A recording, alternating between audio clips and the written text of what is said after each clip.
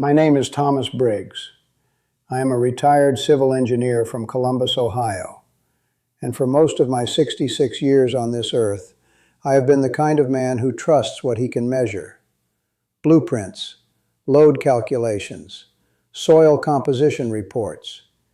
If you could not put a number on it, I was politely skeptical.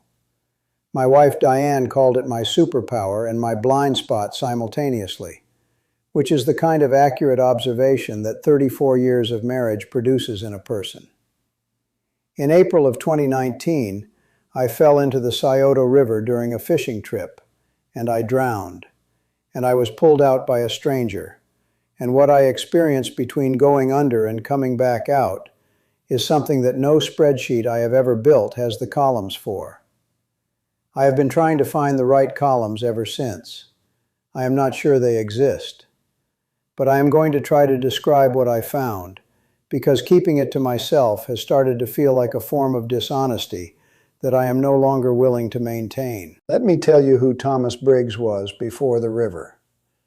I grew up in Zanesville, Ohio, the son of a contractor father and a mother who managed the books for my father's business, and raised 3 boys with the organized efficiency of someone who understood that chaos was expensive. My father built houses. I watched him read blueprints the way other men read newspapers, quickly, completely, with the confidence of someone who understood the language so thoroughly that reading it was indistinguishable from seeing. I wanted that confidence. I went to Ohio State for civil engineering, graduated in 1975, and spent the next 4 decades designing bridges and drainage systems and municipal infrastructure for a firm in Columbus that I eventually became a partner in. I retired in 2016 at 63, which felt early and also felt exactly right. Diane was a high school English teacher for 31 years. We met at a departmental party at Ohio State in 1981 when I was visiting a former roommate and she was visiting a friend, which is the kind of specific and slightly improbable origin story that I have always attributed to chance and that I now think about differently. We married in 1985. We had 2 daughters, Michelle, who was a nurse practitioner in Cincinnati, and Laura, who taught kindergarten in the Columbus suburb of Westerville, and who had given us our first grandchild, a boy named Owen, the previous December. Owen was 4 months old in April of 2019.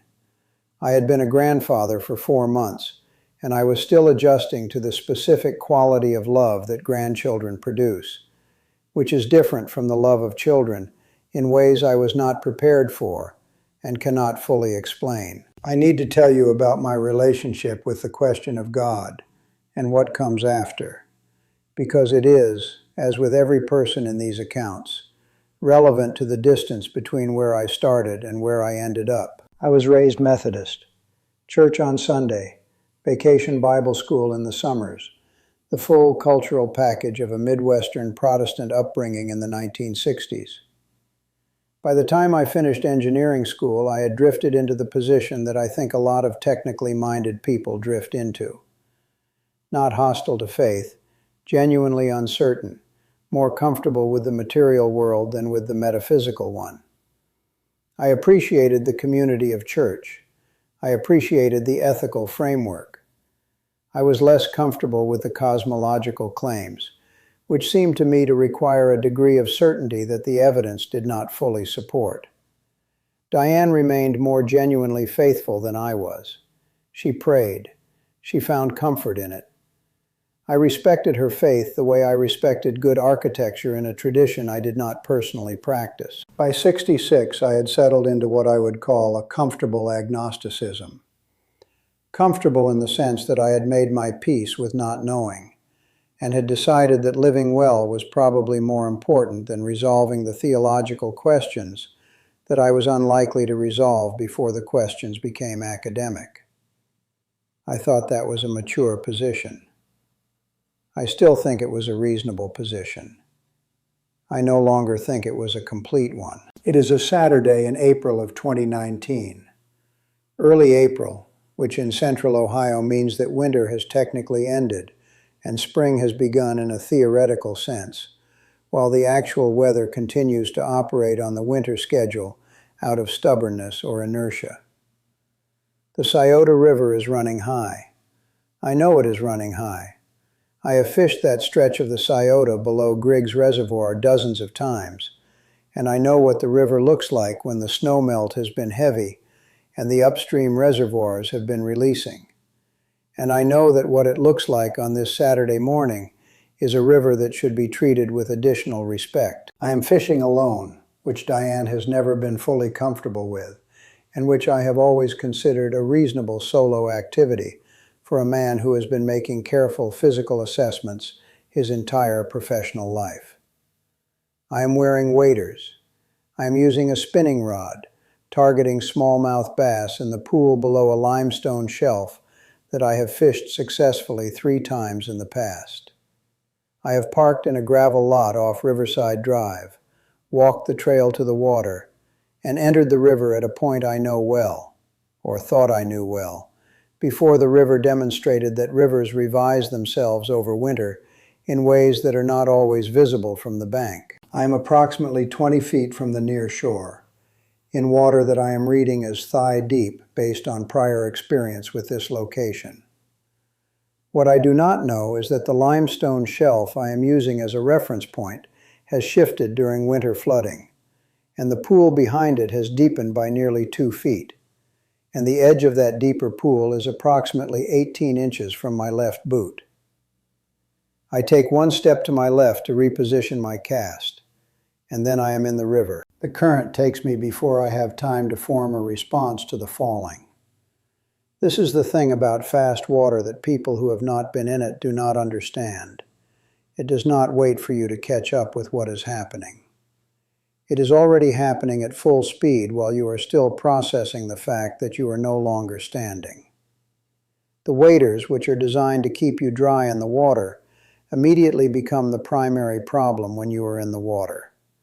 They fill with the cold weight of the Scioto River in early April, and they become a system that is actively working against the goal of returning to the surface. The cold is immediate and total. April river water in Ohio runs somewhere around 48 to 52 degrees Fahrenheit, which is cold enough to produce cold shock, the involuntary gasp reflex that causes people to inhale water when they first go under. I inhale water. My body does this without consulting my preferences in the matter. The coughing response that follows is counterproductive in a submerged person, which my body also knows and also does not care about. The current is moving me downstream at a pace I cannot counter with arms that are fighting both the waders and the cold water shutdown of fine motor control. I can see the surface above me, green-gray and rippling, the April sky visible through it in the way a frosted window makes the outside world visible without making it clear. I am reaching for it, and the reaching is not achieving anything useful. I hit a submerged obstruction, a log or a large rock, I could not determine which, with my left shoulder, which spins me in the current and briefly orients me in a direction that is not toward the surface. The cold has reached the depth where physical sensation begins to simplify. The complexity of cold, the burning, the aching, the specific protests of individual body parts, collapses into something simpler and more absolute. I stop reaching. This is the moment I want to be specific about because I think it is important. I did not decide to stop reaching. My body stopped reaching because the instructions it was sending were no longer arriving at the arms that were supposed to receive them.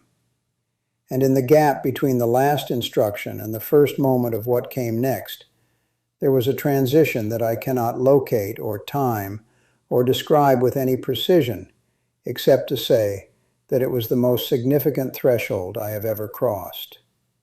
I was not in the river. Let me say that again because it is the foundational fact of everything that follows. One moment I was in the Scioto River on a Saturday in April, and the next moment I was somewhere that had no river in it, and no cold and no current, and no weight, and no April sky visible through frosted water. I am going to tell you what was there instead. The first thing I noticed, and I use noticed because it is the most accurate word for the quality of attention available to me in that space, which was complete and unhurried and entirely unlike the attention available to a man drowning in a river. The first thing I noticed was the quality of the silence. In my engineering career, I had worked in genuinely quiet places. Survey sites in rural areas before sunrise, empty buildings before construction began. But those silences are the silence of the absence of noise. What I encountered in that space was a silence that was itself a substance, not the absence of sound, but the presence of something that sound, in ordinary life, covers over the way traffic covers a conversation you are trying to have. The light came second. Not blinding, not dramatic. Present the way good structural design is present. Not calling attention to itself, simply making everything else function better. I was inside it. I was, in some sense, I could not have explained before this experience, and still struggle to explain adequately, made of it.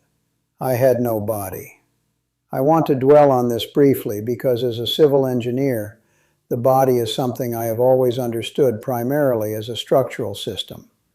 Load-bearing, mechanically complex, subject to stress and fatigue and eventual failure the way any structure is. The absence of it was therefore for me specifically significant. I was not a structural system. I was not subject to load or stress or fatigue or the 52-degree temperature of the Scioto River. I was aware, completely and precisely and without any of the maintenance overhead that physical existence requires. And then the presence arrived. I am not going to call it God, not because I do not believe that is what it was, but because I think the word carries so much prior content for different people that using it risks replacing what I actually experienced with whatever the word already means to the person hearing it. What I encountered was a presence of such complete and specific awareness that the word presence is itself insufficient. It was not a presence the way another person in a room is a presence. It was more like, and I reached for engineering metaphors here because they are what I have, it was more like the foundational principle of a structure, the load-bearing element that everything else is organized around, without which the structure would not stand. Except that this foundation was not inert. It was aware. It was personal. It knew me. Not knew about me. Knew me. The distinction matters enormously. I had spent 66 years accumulating a record of things I had done and not done, achieved and failed at, said and left unsaid. What the presence knew was not that record. What it knew was the thing underneath the record. Whatever it is that has been present through every version of Thomas Briggs, from the boy in Zanesville reading his father's blueprints, to the grandfather holding Owen for the first time in December. It knew that continuous thing and regarded it with something that I can only call complete acceptance, which is different from approval and different from indifference, and is somehow both warmer and more honest than either. There was a life review.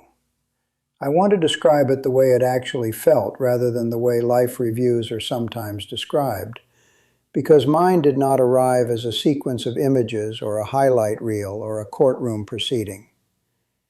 It arrived as a simultaneous, complete knowing. Every moment of my life present at once, the way an engineer sees a completed structure and understands simultaneously all of its parts and their relationships. And what I understood, looking at that complete structure, was what the structure had been built for and how well it had served that purpose. The bridges I designed were in there. The work mattered. I want to say that clearly because I think people sometimes expect NDE accounts to dismiss worldly achievement as irrelevant, and that was not my experience. The work I did with genuine care and genuine craftsmanship was present in the review with a weight that honored it. But it was not the heaviest thing.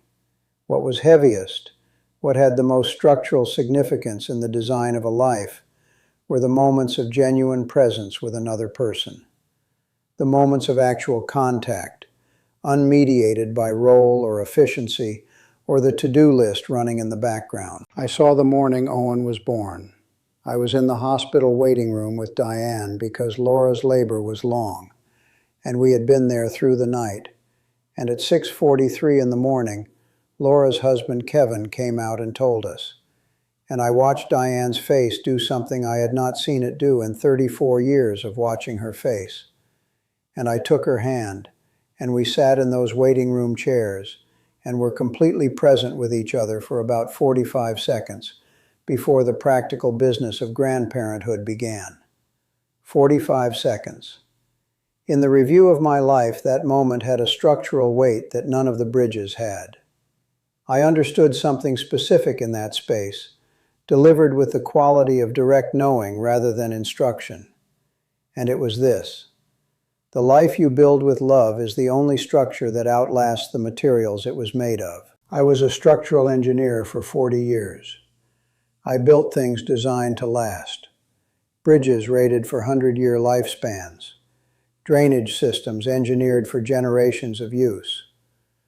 What I understood in the Scioto River, without a body, in a silence full of light, is that the structures we build with love, with genuine, present, undistracted love, are the only ones whose load-bearing capacity does not eventually reach its limit. There was a moment when the review completed itself, and within that completion there was a communication. Not words, not voice, something more like the sudden apprehension of a design principle that reorganizes everything else around it. And what was communicated was this: there is more to build. The work continues. And the most important thing you will build when you return is not made of materials that can be measured. The river returned with a shock that my nervous system received as an insult after what it had just experienced. Cold and weight and current, and the specific information of being inside a body that has been in 49-degree water for longer than was optimal. I was aware of motion, not my own motion, but motion applied to me, the sensation of being pulled rather than drifting, and then surface, and then air, which is something I had been breathing my entire life without once appreciating it as the extraordinary gift that it is. A man named Gerald Watkins pulled me out. Gerald was 54 years old, a retired firefighter from the Columbus suburb of Dublin, who had been fishing the opposite bank and had seen me go in. Gerald had entered the water to reach me, which required swimming across a current that any sensible person would have stayed out of, and had pulled me to the near bank and performed rescue breathing until I resumed the activity independently. Gerald weighed 220 pounds and had a firefighter's practical relationship with emergencies, which meant he had done the necessary thing without stopping to calculate whether it was advisable. I found out later that Gerald's wife had died of ovarian cancer 8 months before. He told me when I went to thank him properly 3 weeks after the incident that he had been fishing that stretch of the Scioto every Saturday since her death because it was a place they had come together, and being there made the silence feel inhabited rather than empty. He said he had almost not gone that morning. He said something in him had said to go anyway. I have thought about Gerald Watkins and the thing in him that said to go anyway more times than I can count. I spent 4 days at Ohio Health Riverside Methodist Hospital, which is named with what I can only describe as the universe exercising its sense of humor after the river that put me there.